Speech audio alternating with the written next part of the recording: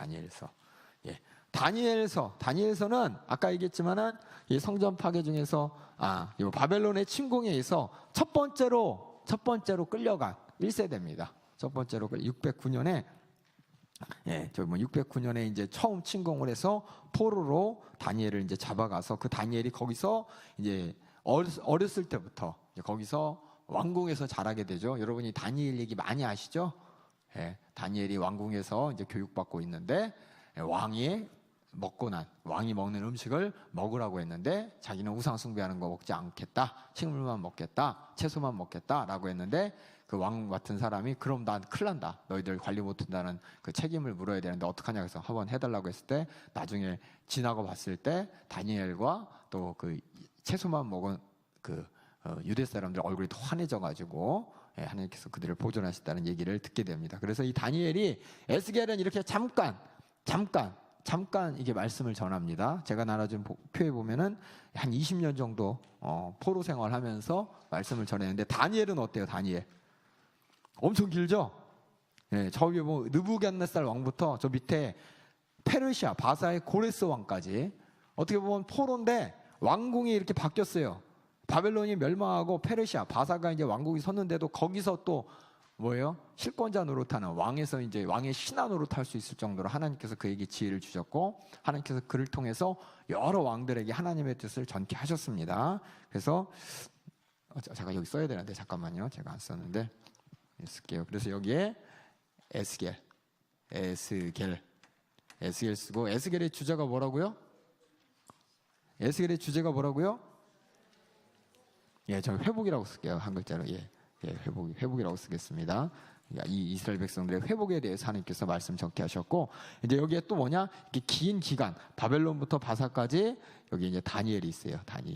다니엘이 여러 왕들을 섬기면서 그들에게 하나님 말씀을 전합니다. 이게 무슨 얘기냐? 보면 이제 목적 보겠습니다.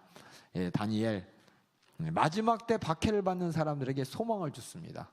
이방 포로로 끌려온 그들에게 어떤 희망과 소망이 있겠습니까? 예루살렘이 성전이 무너지고 돌아갈 날도 기억하지 않은 그들에게 이 다니엘을 통해서 살아계신 하나님을 여러분 보세요. 포로 생활을 하고 있는데 여러분을 다스리는 저 왕궁에 다니엘이 왕의 총애를 받는 신하로서 역할을 하고 있고 다니엘을 통해서 하나님의 목소리가 각각의 왕들에게 전해지는 것을 바라볼 때 우리 하나님 살아계시구나 이렇게 느낄 수 있잖아요. 이렇게 인정할 수가 있잖아요. 마찬가지로 이 다니엘을 통해서 그런 소망을 갖게 하십니다. 그래서 생애를 보면 아까 얘기했듯이 6005년에 느부갓네살이 예루살렘을 정복한 후에 끌고 간 첫 번째 포로 1차 포로 중에 한 소년이었습니다.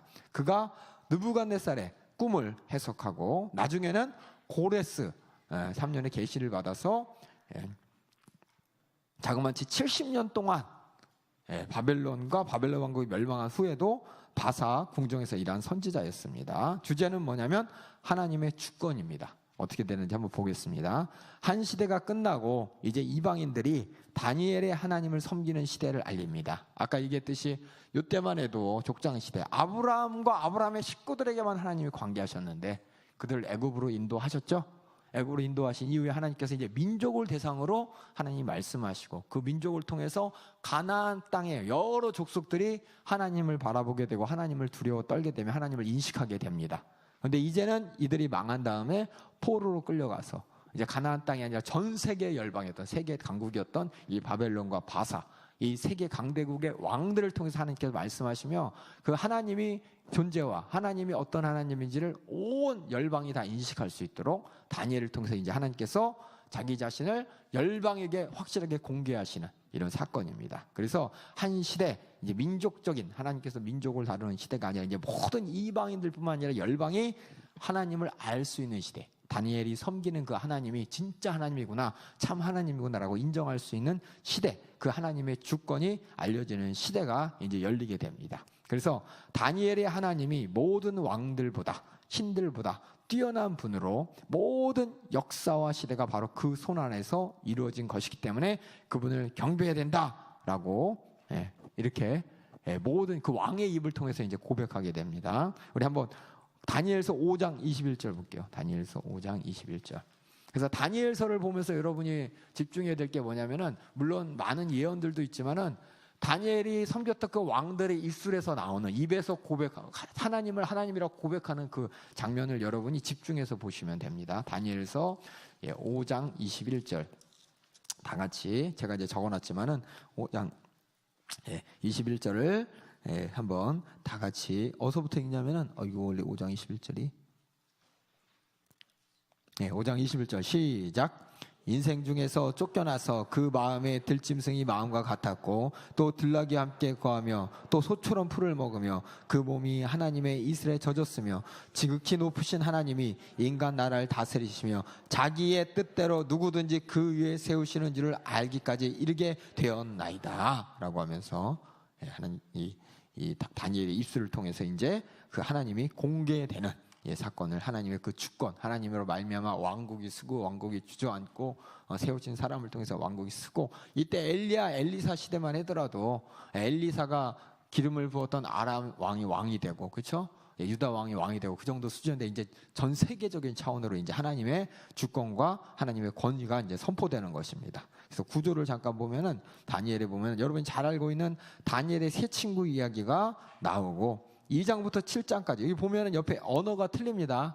히브리어, 아람어, 히브리어로 되어 있는데 아람어는 어디냐면은 이스라엘 북쪽에 있는 아랍 족속의 언어고 이것이 어떻게 보면은 지금은 이제 어떻게 보면 그런 상황이에요. 북한 말 보면 우리가 말하는 거 똑같지만 똑같은 글씨는 쓰지만 발음이 조금씩 틀리고 표현법이 틀리잖아요. 마찬가지로 아랍 말이 그런 상황입니다. 그래서 조금 이제 틀려요. 읽으면 이해는 할 수 있어요. 그런데 어투라든지 그런 게 조금 틀린 게 아람어입니다. 그래서 아람어를 통해서 뭘 쓰냐면은 세계 열방들의 운명에 대해서 하나님께서는 이렇게 예언합니다. 옆에 보면 느부갓네살이 거대한 신상을 꾼 걸 해석하고 느부갓네살이 금신상을 만들고 그 앞에 절한 것을 명했고 또 느부갓네살 왕, 또 벨사살 왕, 그 뒤에 이제 다니엘의 구원, 그리고 네 짐승의 꿈 여러 가지 이런 걸 통해서 세계 열방이 어떻게 운영되는지에 대한 예언이 2장부터 7장이고 다시 8장에 와서는 뭐냐? 이스라엘이 어떻게 하나님께서 앞으로 쓰실지 한 이스라엘의 운명에 대한 예언을 히브리어로 하면서 이 다니엘을 통해서 2장, 8장, 그러니까 자그마치 이 6장 정도가 세계 열방에 대한 운명, 세계 열방 가운데 하나님의 어떻게 일하시는지를 예언한 내용이 다니엘을 통해서 나타나기 때문에 하나님의 주권이 강조되는 글입니다. 근데 5번 볼게요. 5번 밑에 보면 구조 밑에 왜 하나님께서는 그 언약의 백성이 아닌 그쵸? 아까 에스겔 같은 경우는 어땠어요? 포로된 백성들에게 하나님 말씀을 전했잖아요. 근데 다니엘이라는 이 사람이 이스라엘 백성들에게 하나님의 말씀을 전한 게 아니라 이방 왕들에게 전했습니다. 알고 계셨어요? 몰랐죠? 이런 것도 다 알고 계셔야 돼. 그럼 이방 왕들에게 도대체 하나님께서는 무슨 목적으로 그렇게 하셨고 그들은 하셨나 보게요. 왜 하나님께서는 그의 언약 백성, 포로로 잡혀간 이스라엘 백성이 아니라 이방인 왕들과 궁정에 있는 사람들에게 후일에 일어날 일에 대한 계시를 주셨는가?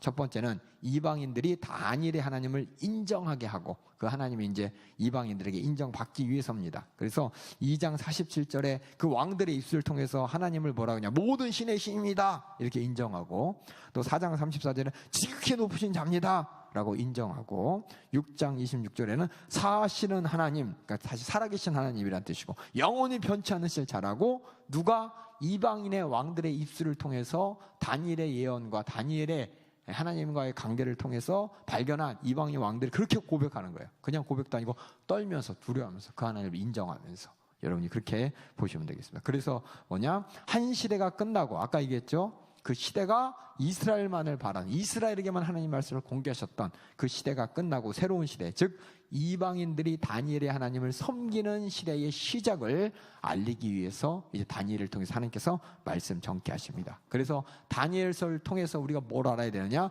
모든 역사, 모든 시대가 다 누구 안에? 하나님 손에 있고 그래서 오직 하나님만 진짜 하나님이고 진짜 우리가 경배해야 될 하나님이라는 것을 다니엘을 통해서 모든 사람에게 알려주셨고 이것을 성경에 넣어서 이스라엘 백성들이 보면서 어떻게 이스라엘 우리만의 하나님 아니구나.